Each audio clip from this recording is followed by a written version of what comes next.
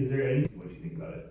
Not only helpful, but it's been great working with Amy. She's always very collaborative in sort of digging in and understanding our programs, and then helps us think about the questions so that we want to make sure we're sharing with the council. I think the comment on reserves, obviously, reserves are critical, focusing on our policy build fund and understand how effectively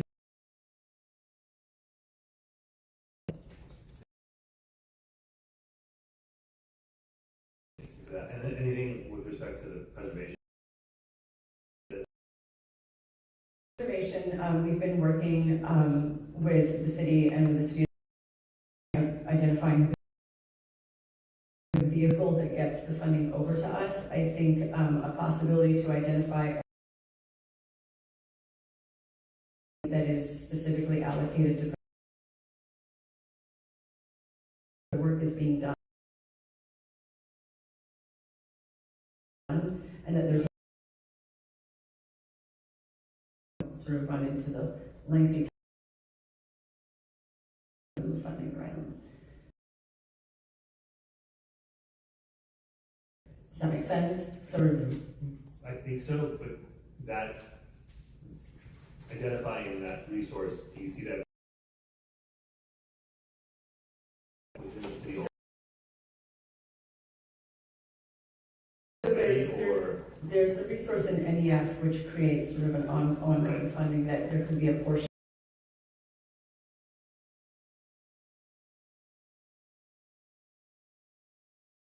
having that like on a 3-year term or something like that. And so for fiscal year 2027, there could be a gap if there is an additional. Council President Pro Tem Lee.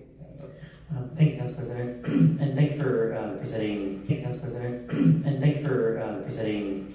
Well, from the very moment to determine how you would not just balance the budget, but how you would move forward, and from a housing commission standpoint as well. So you're talking about the funds that come over for us to contract with our own local reserves, or all local funds that we generate. So it doesn't, the funds that we get don't fully cover our costs across every department and our agency, but it depends. But yeah, we reduced less levels of compliance that we have been able to do. We're very involved in working with our service providers on outcomes, meeting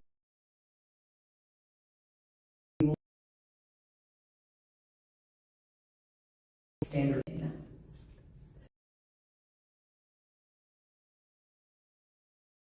Is contracting administrative costs have typically been further than what we're providing to offer that, and instead of reducing it on the program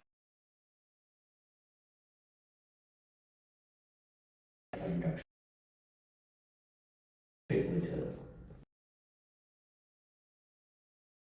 to continue to maximize the amount of services being provided. If I may, council member, since you're mentioning it, as we talk about whether it's transitioning day center to multiple other locations, winding down 16th and Newton, we don't have the staff bandwidth that we used to have to do things as sort of quickly as we have been able to do that in the past. I think I've mentioned that as we started talking about reductions in the first place. So not only are we talking about being really thoughtful in how we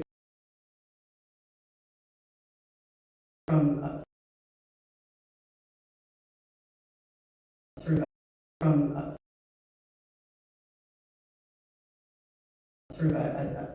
a client standpoint and client experience, and doing it in a collaborative effort, engaging other partners outside, it's going to be challenging to ensure that those stay affordable. We could build all day, but if we can't keep the units, that's going to be a challenge for us all. So thank you for that work. Thank you for the presentation for this budget.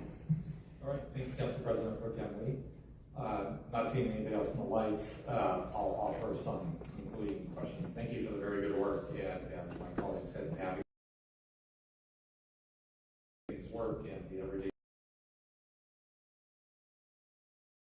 surprises the federal government throws your way. So a couple of questions. One, did the housing commissioners make any changes to your draft budget? Last month.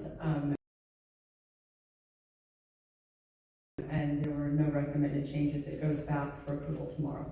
Okay. Two, at the risk of stepping on somebody's favorite allocation, you're adding additional funding for the ADU finance program. Are those flexible dollars, or do they have strings on them that locks? It's a fairly small amount, but Yes, so you're seeing $1 million that's coming from actually prior year budgeted amounts, awards that have been committed, and that was just in the process of being dispersed. So those are spoken for, and then there's a small allocation that's coming from CalHome, and that is restricted for ADU programs. Okay. In today's world, there are no small amounts. But thank you for clarifying that restriction. As I mentioned, we do have the preservation fund scheduled for June 23rd. Write that in pencil. June is a very busy month. I don't think I'll have any other questions because apparently I'm losing my voice. But thank you for the very good work and navigating the challenges. So, not seeing anybody else on the lights. Natalie, please proceed with public comment. Thank you, Chair. The public comment period for sub-items today, San Diego Housing Commission, is now open, and we have received 6 speaker slips from individuals in chambers. We will begin with Stephen Russell. If you could please approach the lectern. He'll be followed by Lori Listman. And I really feel that the issues that some of my members have, particularly Natalie, who's been here, which is a place-based project voucher, may or may not be movable. So you are there, and you're there for us. We hear issues consistently in some of the properties that are out there. Thank you very much. Thank you. Allegedly Audra, and you've been seated time by Liam. Thanks, you'll have 2 minutes. This, you got to keep it going. And just earlier today, I couldn't be here while Dreams for Change and Downtown San Diego Partnership. And the city is trying to basically, and the fact that you guys have $72 million that you're getting to prevent homelessness, you're keeping people in that place. They can't get out of there. They literally will die quicker or on your steps than to get into housing. So for you guys to sit here and virtue signal like you are doing anything beneficial, because people shouldn't have to up here. What are San Diego Housing Commission's future plans to put these tiny home communities citywide on church properties? The San Diego Housing Commission only admits there's a few thousand single-room occupancy units that were destroyed in downtown when there was 10,000. So a solution is required. San Diego Housing Commission should admit 10,000 units were destroyed without replacements, and then add 10,000 HUD is not being held accountable. Promise to rebuild, never rebuild. They build fun faster. They are in a lawsuit. They are a lawsuit. In supervision, more money in shelters, as opposed to putting it all in SDPD and the surveillance. Put it in Ida Wahlberg encampments around the city, around downtown. That could help alleviate profit accountability meeting. Have all the MGs up there and open up their books. How much are you making from all sources? How much your top guy paid? Was top 5 guys, what they pay, $350,000?